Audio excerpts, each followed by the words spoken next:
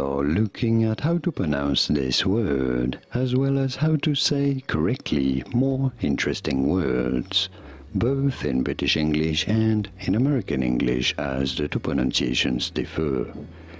In British English, this is normally said as portrait.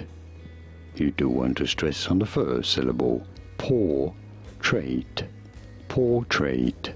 In American English, however, it is normally said as portrait, portrait, portrait in American English versus portrait in British English. Did you get this? Could you hear the difference? Are you able to pronounce it the way you want to?